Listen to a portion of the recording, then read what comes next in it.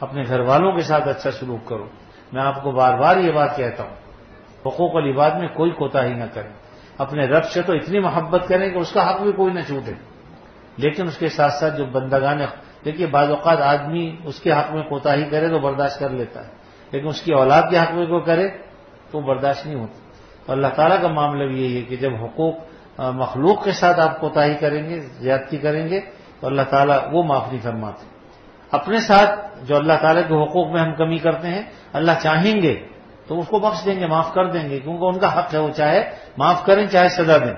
لیکن جو حقوق العباد ہیں، بندگان خدا کے حقوق ہیں، تو وہ جب تک بندہ خود معاف نہیں کر دے گا، اللہ تعالیٰ بھی اسے معاف نہیں کریں گے. یہ ضابطہ، یہ قانون خود اللہ نے بنایا ہے. اور پھر بات یہ میرے عزیزوں، ساری دنیا سے اچھے رہیں، اپنی بیوی بچوں سے اچھا نہ رہیں.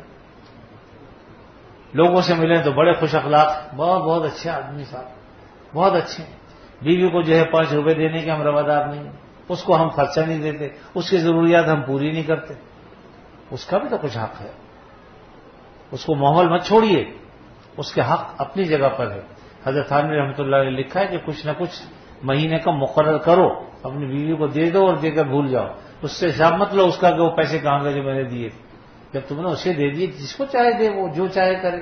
اپنے بھائیوں کو دے، اپنی ماں کو دے، اپنے بھائی کو دے. جب اس کو دے دیے، اب تمہارا اس پیسے سے کوئی تعلق نہیں. ہاں، جو معاملات آپ اپنے گھر کے چلانے کے لیے پیسے دیتے ہیں، اس کا آپ حساب لے سکتے ہیں. کبھی آپ کو میں نے 10,000 روپے دیے تھے، اس میں آپ نے کیا لیا، کیا مجھے بتائیے ذرا. اس میں کوئی حرج کی بات نہیں. لیکن جو پیسے آپ اس کو خرچے کے لیے دیے، جس جو نان نفقہ کہلاتا ہے، جو اس کو دیتے ہیں کہ آپ نے دے دیے کہ بھئی تمہارے ہو گئے، اب اس سے مت پوچھیں. وہ چاہے خیرات کرے، چاہے اس سے زکوٰۃ نکالے، چاہے وہ اپنے کسی عزیز کو دے دے، اپنے رشتے داروں کو دے دے، اس سے مت پوچھیں، وہ اس کا مال. ہم تھوڑی سی باتوں پر حقوق یاد دلاتے ہیں، احسان جتاتے ہیں کہ تیرے ساتھ میں نے یہ کیا وہ کیا. کیا کیا بھائی؟ وہ کیا کم کرتی ہے ہمارے ساتھ؟ رات دن وہ بھی تو ہماری خاطر مر رہی ہے بیچاری. آپ 2-4 خادمائیں رکھ کے دیکھیے، پتہ چلے گا مہینے کا بجٹ کہاں جاتا ہے. اور پھر خیر خواہی بھی نہیں.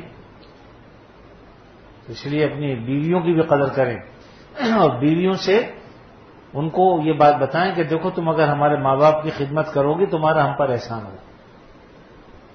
فرض واجب نہیں ہے اس پر، لیکن اگر وہ خدمت کرتی ہے تو آپ کم از کم اس کی پذیرائی تو کریں.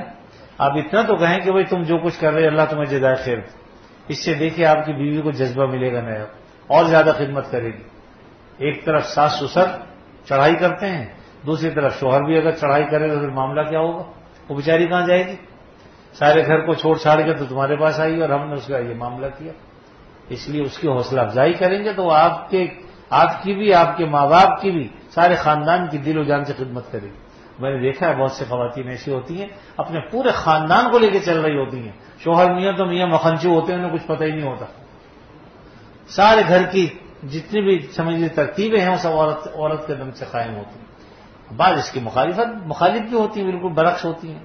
لیکن بہرحال ہم سے جہاں تک ہو سکے ہم کسی کا حق نہ کھائیں، کسی کے ساتھ زیادتی نہ کریں، اور جو اللہ کے بندوں کے حقوق ہیں ان کو صحیح طریقے پر ادا کریں.